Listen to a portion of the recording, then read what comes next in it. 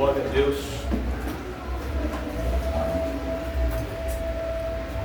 Graças a Deus que nos dá a vitória. Ficou um envelope aqui fora.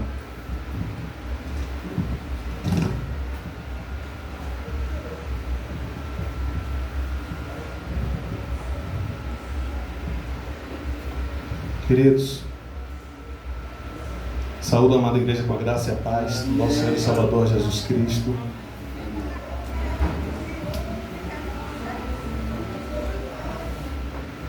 Abra a palavra do Senhor em Lucas 15.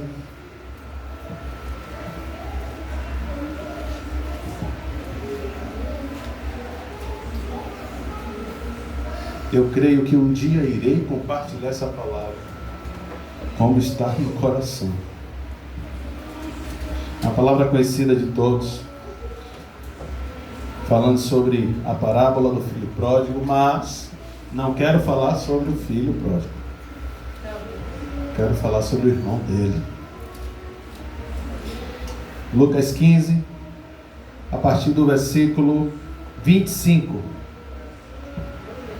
Mas, antes do versículo 25, o que é que está acontecendo? Tinha uma família com um pai e dois filhos. E um certo dia, o irmão mais novo, mais moço, virou para o pai e falou: meu pai, me diga aí qual é a minha parte e dá a minha herança. Dê a minha parte. E o pai, por sua vez, foi, dividiu tudo, pegou a parte dele e entregou a ele. Ele, pegando a sua parte, saiu de casa e foi, como falamos, foi curtir a sua vida. Foi fazer aquilo que estava na sua vontade. Então, passado o tempo, ele perdeu tudo, se arrependeu, voltou para casa. E ao chegar em casa, o pai o correu, abraçou, beijou, deu vestes, anel, sandália e preparou uma grande festa. Então, no meio dessa festa, enquanto está acontecendo a festa, nós começamos a ler o versículo 25. Ora, o filho mais velho estivera no campo, e quando voltava, ao aproximar-se da casa, ouviu a música e as danças. Chamou um dos criados e perguntou-lhe que era aquilo. E ele informou: veio teu irmão, e teu pai mandou matar o novilho cevado, porque o recuperou com saúde. Ele se indignou e não queria entrar. Saindo, porém, o pai procurava conciliá-lo. Mas ele respondeu a seu pai: há tantos anos que te sirvo, sem jamais transgredir uma ordem tua, e nunca me deste um cabrito sequer para alegrar-me com os meus amigos. Vindo, porém, esse teu filho, que desperdiçou os teus bens com meretrizes, tu mandaste matar para ele um novilho cevado. 31. Então lhe respondeu o pai: meu filho, tu sempre estás comigo. Tudo que é meu é teu. Entretanto, era preciso que nos regozijássemos e nos alegrássemos, porque esse teu irmão estava morto e reviveu, estava perdido e foi achado. Graças a Deus. Queridos, nós temos uma história tão marcante, tão conhecida do povo de Deus. Mas eu queria destacar a história desse irmão mais velho. E o irmão mais velho, ele se depara ao retornar para casa. Queridos, a Bíblia fala que ele estava aonde? No versículo 25? No campo. Se ele estava no campo, nós entendemos que ele estava trabalhando. Eu queria trazer sobre nossas vidas, na vida cristã, no meio do corpo de Cristo, da igreja do Senhor. Existem irmãos mais velhos e existem irmãos mais novos. Existe uma grande tendência dos irmãos mais velhos sempre estar fazendo o quê?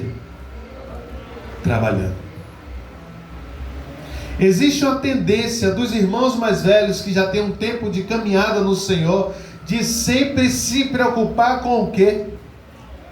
Com o trabalho.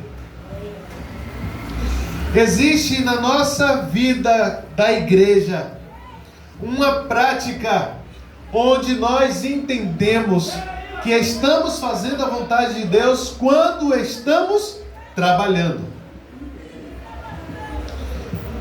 Eu não vou dizer que isso é 100% verdade, porque muitas vezes, e nós temos a lembrança aqui de Marta e Maria, quando o Senhor Jesus chega até a casa e Maria escolhe ficar com o mestre, sentado com ele, conversando, adorando na presença do mestre. E Marta está o quê? Eu não sei se ela era mais velha, mas se for, vai ser uma revelação do Senhor.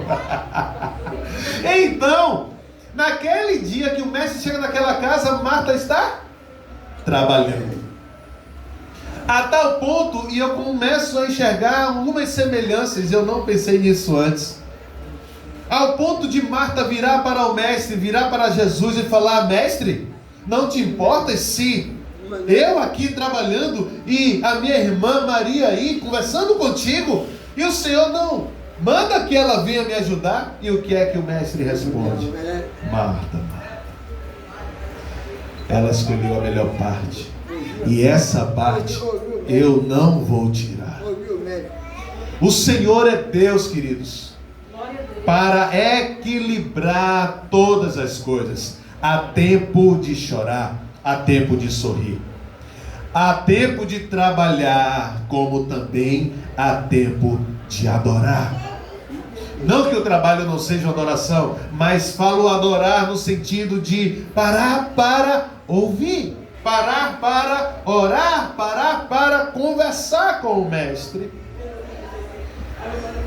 Porque de fato nós temos um irmão mais velho voltando de um trabalho, e existe uma tendência de todos nós, a igreja do Senhor, dos irmãos mais velhos, sempre estar preocupado com o trabalho. E muitas vezes o Senhor está falando: para um pouco. Já percebeu, queridos, que sempre nós temos uma palavra de Deus? Eu falava sempre com Silas: eu sonho um dia, meu irmão, que o pregador vai chegar e vai falar: Deus não falou nada comigo.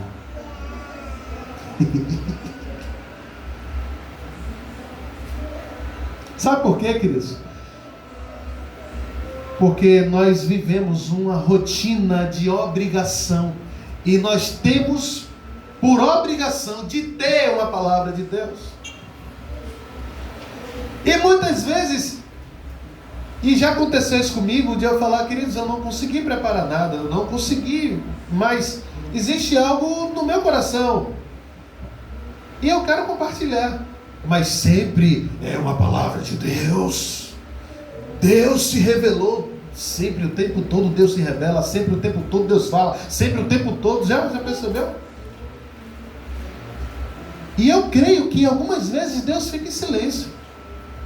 E eu creio que algumas vezes Deus direciona outras coisas. Eu creio que muitas vezes Deus fala assim: olha, não é tempo de pregar, é tempo de adorar. Olha, não é tempo de adorar, é tempo de pregar. Olha, não é tempo de estar alegre, é tempo de prantear. E queridos, nós precisamos entender o tempo de Deus, porque muitas vezes nós estamos aprisionados à obra de Deus. Olha que coisa é essa? Como é isso? Como é que é a obra do Senhor e nós vamos estar aprisionados? Sim, queridos. Muitas vezes nós vamos estar trabalhando, muitas vezes nós vamos estar preocupados com a obra e não vamos estar preocupados com o dono dela. E precisamos ter essa preocupação. E eu vou entrar logo em um assunto aqui, já para finalizar. É interessante que quando o irmão mais velho retorna do trabalho, retorna do campo e vê a festa, ele procura saber o que está acontecendo. E foi para um servo da casa, e o servo fala: o seu irmão que estava longe, perdido, voltou, e o seu pai, ele mandou matar um novilho cevado. Interessante, queridos, que mesmo vivendo em família, mesmo sendo o irmão, e não nos assustemos com isso, porque isso nós fazemos. E o irmão retorna, e quando o irmão mais velho vê a alegria por causa daquela vida, o irmão mais velho, no versículo 28 diz, ele se indignou. Como é que pode isso? Se você tem um tempinho mais de igreja, você com certeza já viu isso. Quando o irmãozinho chega, uma irmãzinha chega, e ali nós fazemos festa, ali o Senhor faz festa, e nós começamos a falar, mas chegou agora, mas como é que pode? Olha aí, olha a festa que está sendo feita, para mim, olha o irmão, e nós começamos a medir, começamos a comparar, e nós com isso começamos a ter sentimentos que não vêm de Deus e não alegram o coração do Pai. Então, existem momentos que nós vamos estar trabalhando, vamos estar executando a obra, mas com os corações longe do coração de Deus. O que é o coração nosso estar longe do coração de Deus? É exatamente o desalinhamento, onde muitas vezes o Senhor está celebrando e nós estamos chorando. Em outros momentos o Senhor está chorando e nós estamos nos alegrando. Nós precisamos buscar o alinhamento no Senhor. Deus, revela o que temos que fazer. Revela qual a tua vontade. Revela. Porque, queridos, nós temos uma prática de rotina, onde nós já saímos fazendo as coisas. Quem sabe por costume, quem sabe por rotina, quem sabe porque os mais velhos já vêm falando. Não que nós não tenhamos padrões, mas o Senhor é o Deus que faz novas todas as coisas. O Senhor é o Deus da palavra, sim, mas Ele não é um Deus que se limita à palavra. Apesar de que os seus princípios estão baseados na palavra, ela é completa, ela é plena, mas o Senhor pode fazer coisas diferentes com base na palavra.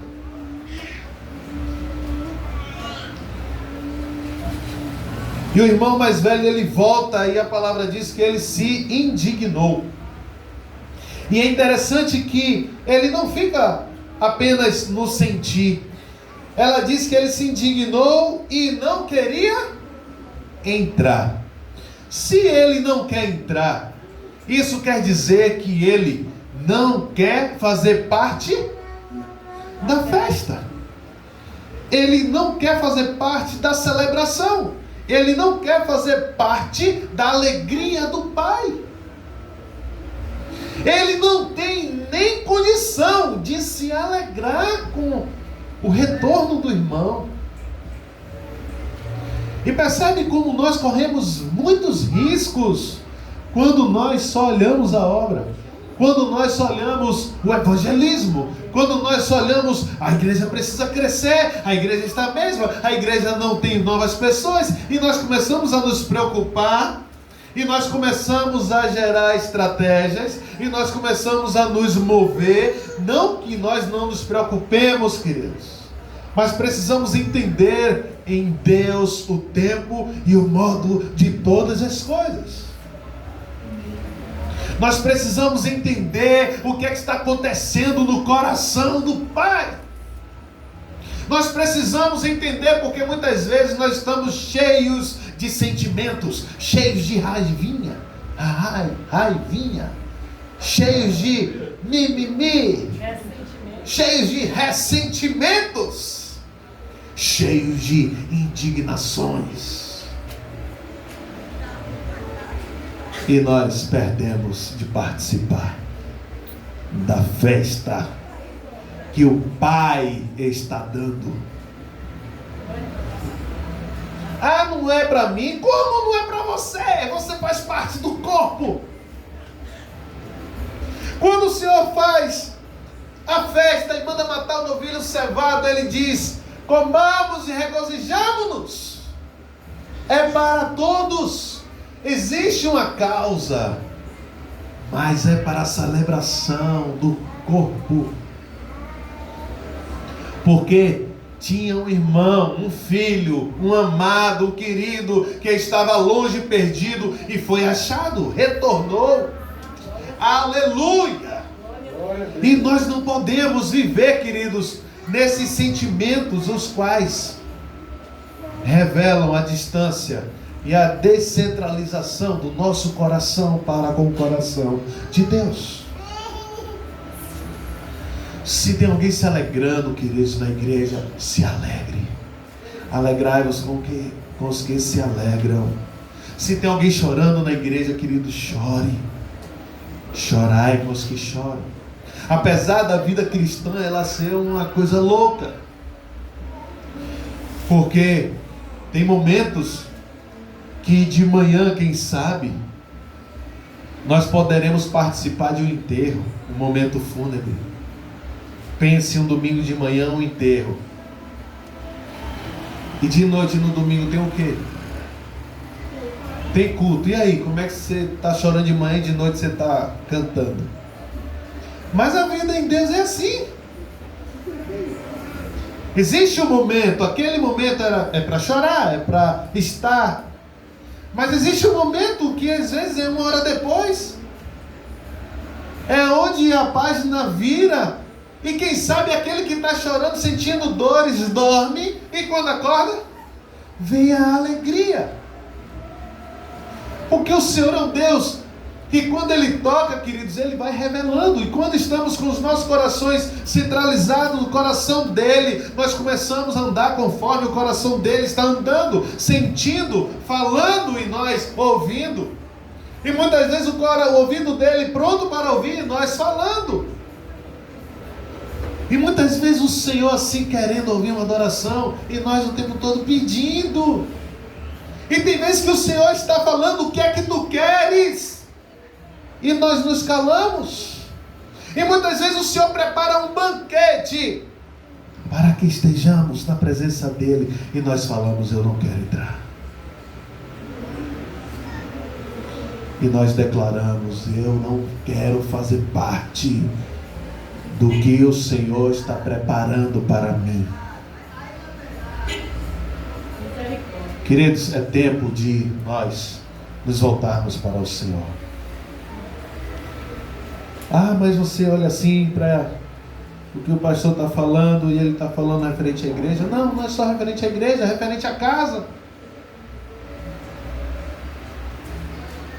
Muitas vezes alguém da casa prepara um presente, prepara uma bênção e nós falamos não, porque está com ressentimento, porque está tristinho, porque não aceita, porque o orgulho está ali massacrando o coração, a alma, e começamos a determinar não. Por que você não quer? Porque na verdade, ninguém às vezes quer falar, mas no fundo está assim, porque foi você que fez, sabe? Ou seja, sem motivos. E nós perdendo tempo, perdendo de adorar, perdendo de celebrar, perdendo de louvar, perdendo de apresentar ao Senhor as nossas vidas, as nossas casas, as bênçãos. Nós passamos a não reconhecer as bênçãos de Deus. Nós passamos a não entender e não sentir a alegria de Deus.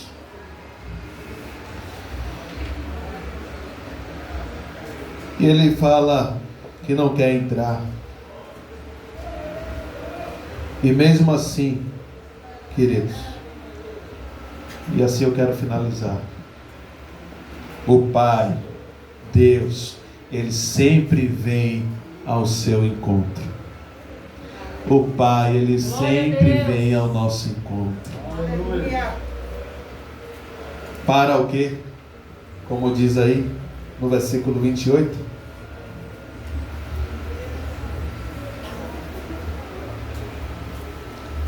Pai vem ao nosso encontro para quê?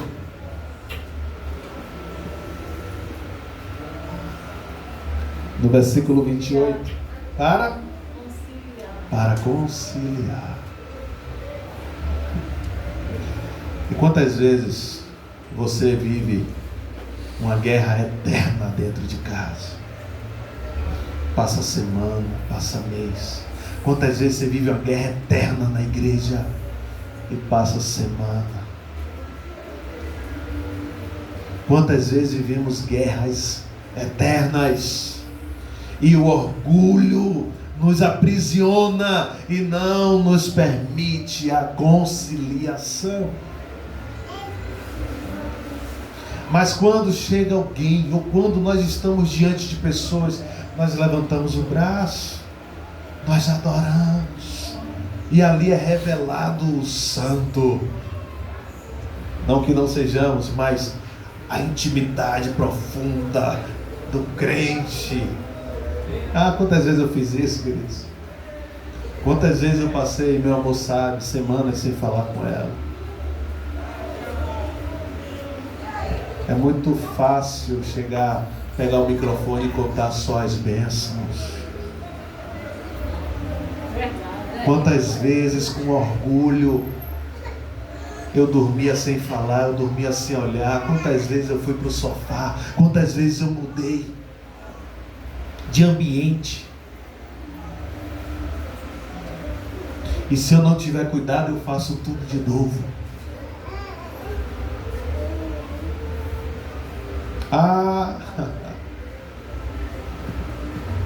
É só o pastor. Queridos, começa a tirar as escamas dos olhos, queridos. Começa a tirar as escamas dos olhos, porque o Senhor, Ele tem alegria para derramar, e nós, como irmãos, precisamos nos alegrar com o Senhor. Deus, Ele tem bênçãos a derramar sobre nós. Quantas vezes eu vesti roupas e eu comprei brigas com a minha esposa, e ela falava, vai com essa roupa, o que é que tem? Hoje, peguei uma roupa lá, vai com essa? Pô, é uma facada no meu coração, né? Tipo assim, você não sabe escolher. E lá no fundo, o que é que está no coração de Saulo? É verdade, você não sabe escolher. Mas cá fora, o que é que você faz? O que é que tem? Pelo amor de Deus, eu sempre vou de manga comprida, vou ficar lá suando, aí tem que cantar, tem que louvar, tem que pregar, aí tem que montar som, aí o suor tá lá, não tem ar-condicionado, e aí? Aí, né, é porque é pastor, tem que vestir. Ela, vai, já calei, não sei nem porque eu falei, isso é criancice, viu? Você não fala, não, aí que onda, né? Aí ela sai do quarto, Senhor, eu estou lutando contra mim, Jesus. Me ajuda, Senhor.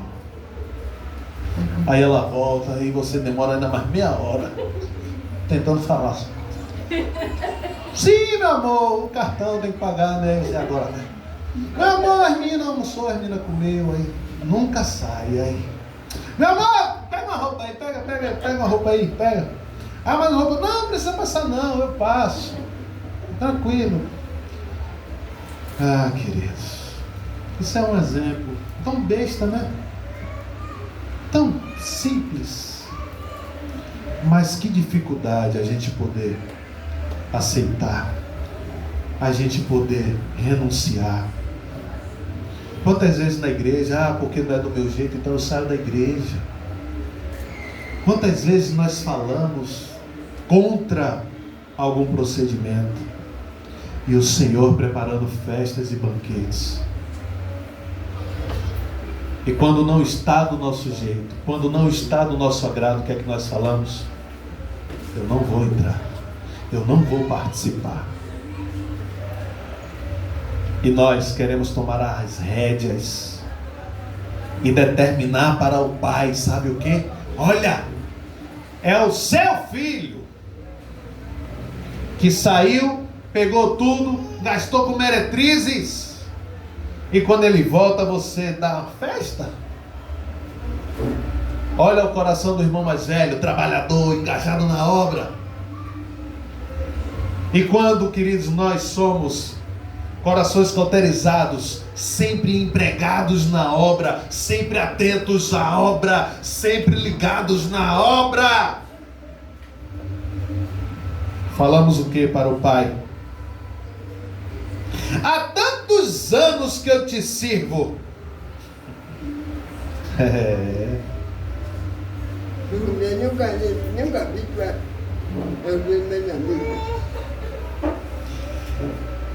Entende, queridos? Há tantos anos eu estou contigo, te servindo, sem jamais transgredir uma ordem tua. Olha o orgulho. Queridos, quando nós somos feridos, sabe o que é que acontece? Nós usamos do nosso histórico para justificarmos a falta que achamos que o Pai tem. Enquanto o Senhor fala assim: olha, passou, é passado. Eu tenho um novo cântico. Glória a Deus. Eu tenho uma nova bênção. E você ainda está preso que você carregou o som, e você ainda está preso que você lavou tanto tempo a igreja, que você ainda está preso que você montou, que você ajudou, que você deu carona, e quantas coisas. Você ainda está preso a isso? Há tantos anos eu estou contigo te servindo, sem nunca transgredir. Será? Mas a tendência de quem está ferido é sempre exaltar os valores, as qualidades. Mas quando nós começamos a exaltar a nossa qualidade, o Senhor está nos reprovando. Quando nós começamos a exaltar quem nós fomos, quem nós somos, o Senhor vai nos abatendo. Jesus. Porque o Senhor está revelando o quê? O seu coração está fora do meu. Por mais que você esteja engajado, trabalhando, por mais que você esteja fazendo a obra. É interessante, eu sempre dei risada desse negócio de obra. Até que um dia eu descobri uma coisa. Em João 6, 28, 29. E aí me quebrou bastante sobre tamanhas obras. E obra. O que é obra? Evangelizar. O que é obra? É fazer culto. O que é obra? É visitar. O que é obra? É construir. O que é tudo que esteja inerente à caminhada cristã. E que não é errado, queridos. Mas muitas vezes damos tamanho valor às obras e esquecemos do dono, do Pai, do Senhor. Em João 6, versículo 28 e 29, olha que interessante. Os discípulos dirigiram-se, pois, ao Mestre Jesus, perguntando: que faremos para realizar as obras de Deus? E se eu te perguntar, quantas obras o Senhor tem? Né? A gente vai falar isso tudo que eu falei aqui. E é impressionante como o mestre respondeu: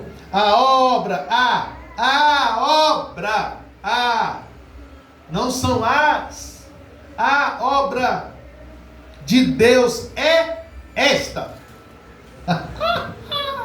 Eita Deus poderoso! A obra de Deus é esta: que creiais naquele que por ele foi enviado. Glória a Deus. Sabe o que é que ele está dizendo aqui? Vocês estão se preocupando com tantas coisas, mas na hora do crer, você não está fazendo. Na hora do receber, você não está se alegrando. Na hora de entender o que o Pai quer, você não está entendendo.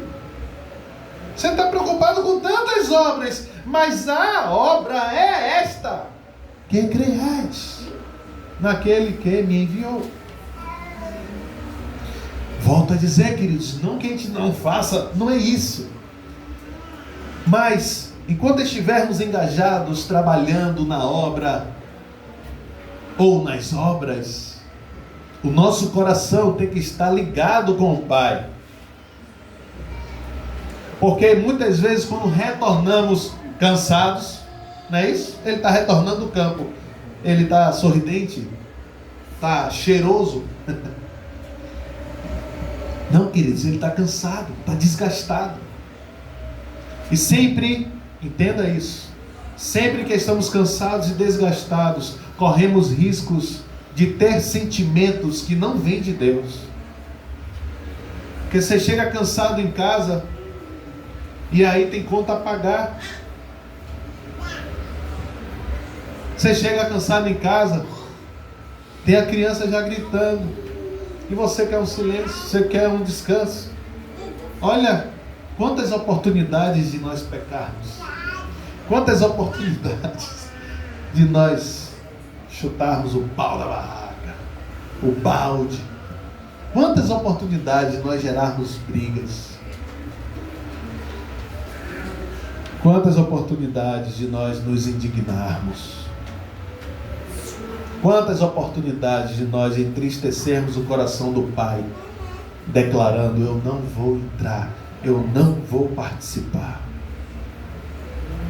E mesmo o Pai vindo conciliar, ainda usamos de justificativas e largamos tudo nas costas do Pai. E quando sentimos assim, o que é que nós declaramos? Este teu filho. Onde nós passamos a tirar a responsabilidade e o compromisso que nós temos de abraçar os nossos irmãos e lançamos para o Pai como julgamento. É teu, assuma. Mas quando o Senhor, queridos, ouve a cada um de nós, e isso é um grande mistério da humildade do Pai, quando Ele ouve, Ele vem, Ele busca nos conciliar, Ele responde, mesmo com os nossos corações fora do coração dele. Sabe, queridos, Ele sempre traz conciliação. Ele sempre traz clareza, verdade, sem magoar. Mas se magoar é para curar. E Ele fala de forma clara no versículo 31, meu filho. Eu acho tremendo as respostas do mestre. Meu filho. Ele não vai jogando pedra, não. Ele vai dizendo assim: olha, você também é meu filho. Meu filho, tu sempre estás comigo. Tipo assim, é verdade.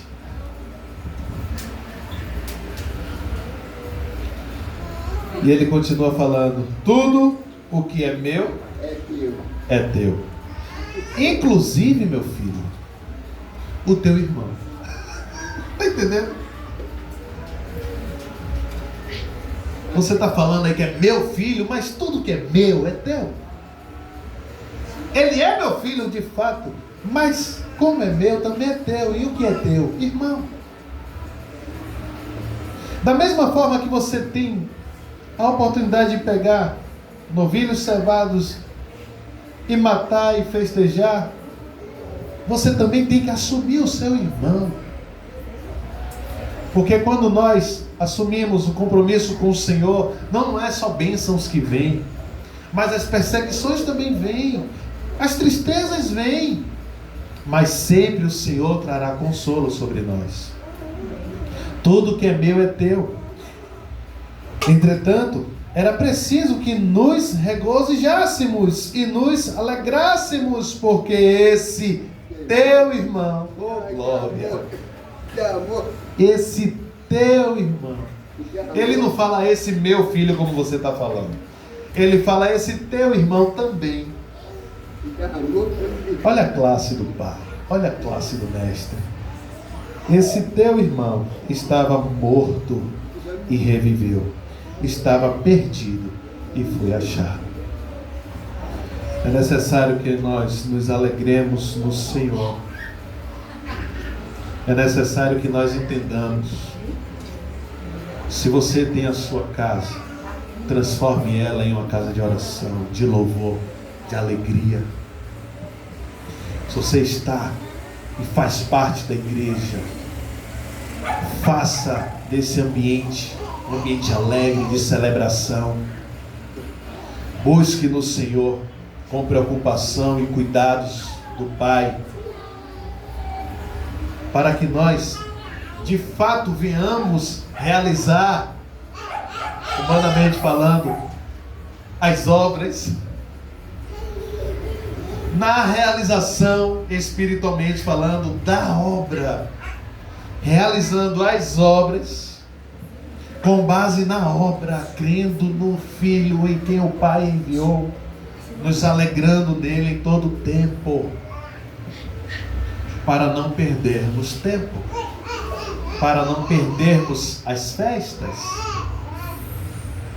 para não perdermos as bênçãos que o Senhor tem para nós. Paremos, queridos, de perder tempo. Paremos de fazer da igreja um ponto de encontro ou um ponto a se bater. E entendamos a obra do Senhor.